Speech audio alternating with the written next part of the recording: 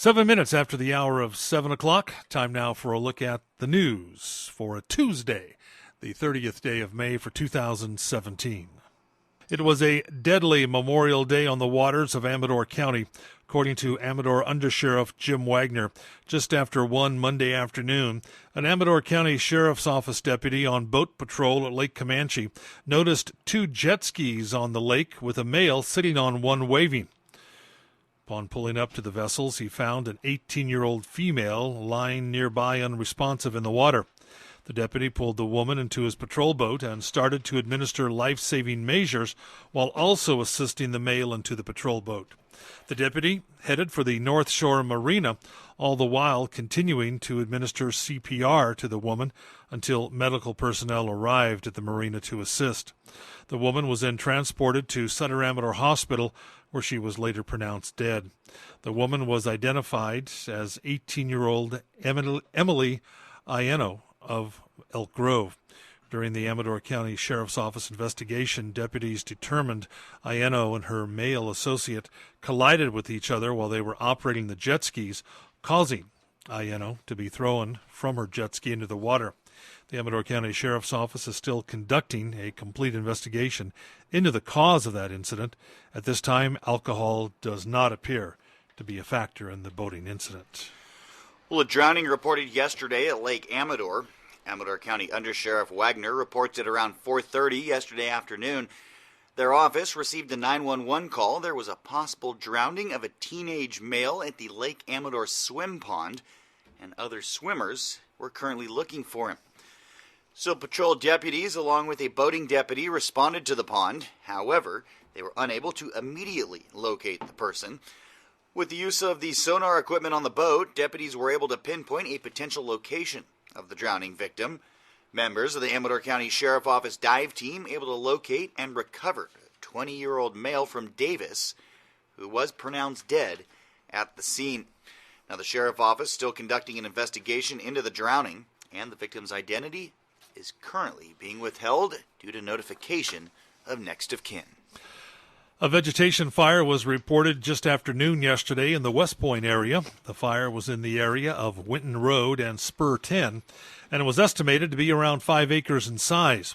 The forward progress of the fire was quickly stopped after crews arrived. CAL FIRE crews remained on scene, mopping up throughout the afternoon. The cause is under investigation. And the cause of a 15-acre fire near McCallamy Hill on Sunday is still under investigation. CAL FIRE crews responded to the fire around 3:30.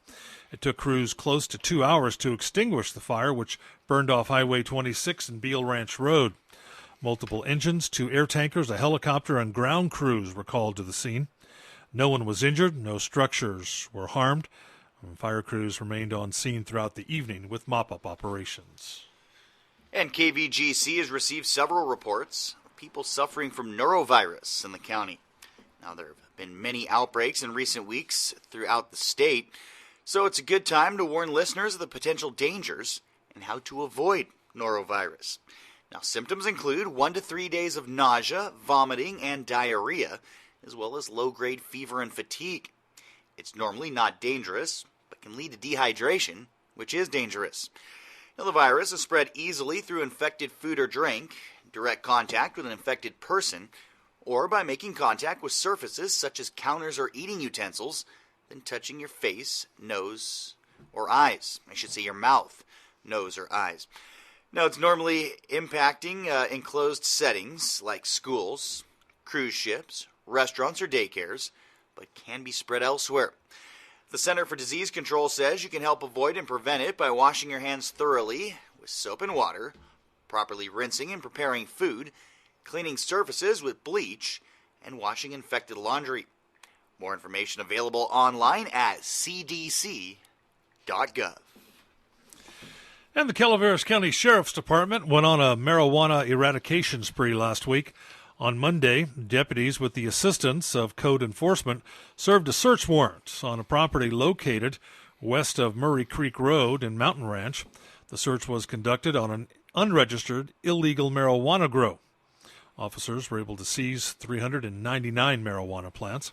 On Tuesday, Sheriff's deputies responded to Evans Road in Valley Springs to the report of an altercation involving gunshots. Deputies contacted several subjects at the residence. A search of the property was conducted. Deputies seized 1 pound of marijuana, 3.8 ounces of concentrated cannabis, more commonly known as hash, and 39 marijuana plants. Additionally, deputies located and seized several illegal aerial fireworks. 28-year-old Valley Springs resident Eric Scott Schroeder was arrested on a number of drug-related charges. Deputies continued their eradication efforts on Wednesday by serving a search warrant at property on Scenic Valley Road in Jenny Lind. The property consisted of a large outdoor and small indoor marijuana grow. The property was also an unregistered illegal marijuana grow site. 7,589 marijuana plants and 300 pounds of processed marijuana were seized. While no one was on the premises at the time of the raid, the investigation is continuing. If you believe an unregistered marijuana grow has started near you, please contact the Calaveras County Marijuana Enforcement Team tip line at 754-6870. Well, a man jailed after a drunk driving crash in Sutter Creek. It could have been a lot worse. According to the Sutter Creek Police, at around 9:30 Thursday night, a Sutter Creek police officer on a traffic enforcement stop on Ridge Road, when, while standing near the passenger side door talking to the driver, he heard a collision directly to the left of his patrol vehicle and had debris from the collision actually hit the vehicle. That's his patrol vehicle. Now, police say the driver of a minivan crossed into oncoming traffic and hit another vehicle. The driver had prior DUI convictions and was on probation, so he was arrested on felony DUI with injury and other charges. His blood alcohol content was twice the legal limit for driving. Amador County jail arrest records show a 41-year-old Gonzalo Cervantes was arrested on those charges Thursday night. And the Amador Community Foundation has gifted the Interfaith Food Bank of Amador County with $9,000 for the Senior Protein Program. The program is designed to feed senior citizens who might not otherwise be able to get healthy meals. In 2016, the Interfaith Food Bank fed nearly 1,000 seniors twice a month. Interfaith Food Bank Executive Director Beth Stanton said, "From the bottom of my heart, I thank the generosity and kindness of the Amador Community Foundation." You too can donate by visiting feedamador.org. And wild mustangs and burros from public lands in Northern California and Nevada headed to the Amador County Fairgrounds. The animals will be available for public adoption Saturday and Sunday, June 3rd and 4th.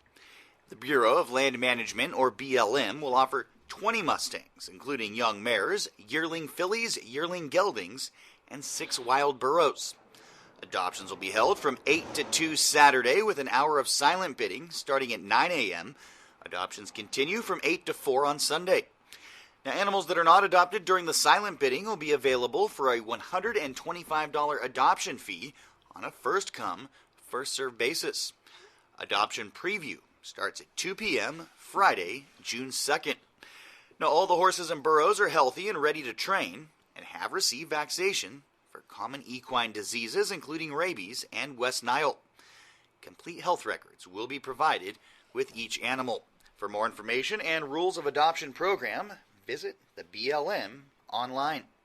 The Adoption Day event will be held on the same weekend as the Gold Country Rancher Day, a celebration featuring food, games, and ranch-themed entertainment at the county fairgrounds. And that's a look at local news on a Gold Country Tuesday morning. From the KVGC News Center, I'm JD. And I'm Jim Geedy reporting.